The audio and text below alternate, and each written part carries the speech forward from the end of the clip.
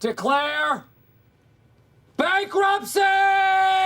So for many home shoppers that I speak with, oftentimes they are discouraged about owning a home because either they heard misinformation about home ownership and having a bankruptcy in the past, or they literally went through the process, jumped the gun a little bit too early based on the advisement of whomever as far as to own a home, only to find out they wasted their time and their money on trying to get a home mortgage. Now I want to share with you, number one, the tips about owning a home with a bankruptcy in the past. Right off the bat, it is still very much so possible. You can still own a home with having a bankruptcy in the past. In fact, depending on the bankruptcy that you have, you could actually still own a home while you're in the middle of a bankruptcy. I'm gonna share a lot more about that inside of this video. What I wanna share with you are the importance of identifying the appropriate chapter, the waiting period for it, and the strategy to move forward to get you into the home of your dreams.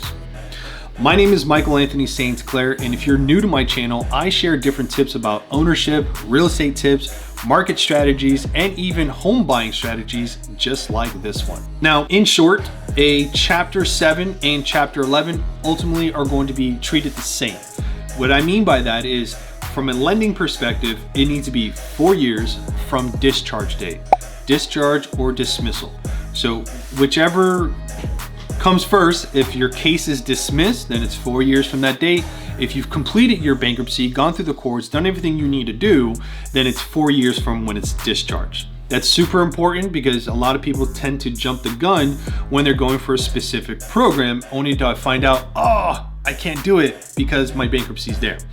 It's important that when you are finished with your discharge, you cannot be late on anything. Nothing. The reason being is because that derogatory type of nature with a bankruptcy in the past, Fannie Mae or Freddie Mac, chances are they're not gonna like it. So it's super important, no medical collections, no late payments on anything.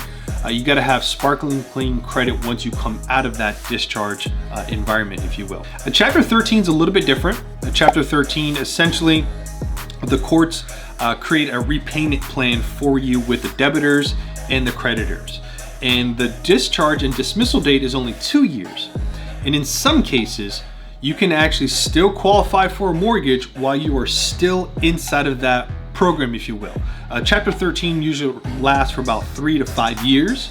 And if you have been making payments, because I mentioned before, it's a repayment plan. If you've made payments for at least a year, you could qualify for a mortgage. This is where it gets really tedious. It's important that when you make those payments have to be spot on, the exact same, because a lender or an underwriter is going to review the payment history to the courts. So it's important that that ledger is spot on. It doesn't miss a beat. The second component to that is you'll need a permission, kind of like a permission letter, if you will, from the Treasury court granting access, or at least the ability for you to qualify for a mortgage. Basically, you need the court to say, yes, they can go for a mortgage. They're allowed to have that exposure to that type of debt. So without that, without a payment history, and without the blessings from the Treasury courts to get a new mortgage while you're currently in a Chapter 13, means a no-go. So it's important that you have those two items, or at least you establish that before you start the home hunting, before you start the whole pre-approval process altogether. Quick little side note in regards to that. Often, and it is common to see that couples just don't work out and they fall into a bankruptcy situation, and they go into the bankruptcy courts together, and then sometimes they have a divorce after. And however they decide to do the Chapter 13 together, if they decide to split those payments, please heed my advice. It's important that, again, those payments have to match dollar for dollar. It's better advised that you and your ex-spouse still have some type of joint account together, that only bankruptcy repayment plan money is deposited into that. If it doesn't show that you've made the full payments, it could bite you in the butt, if you will. So we want to avoid any of that. We want to avoid that sting. We want to avoid wasting money, time, and energy. Make sure you have your ducks in a row when it comes to a Chapter 13, and having the appropriate documents. You just got to get it together. Get your shit together. So there you have it.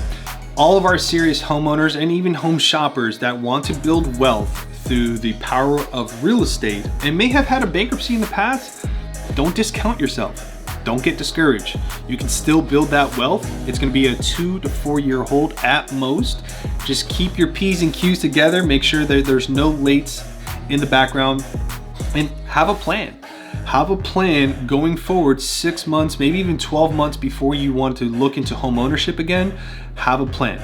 I'll leave you with this. Having a plan with a little bit of action makes every dream come true.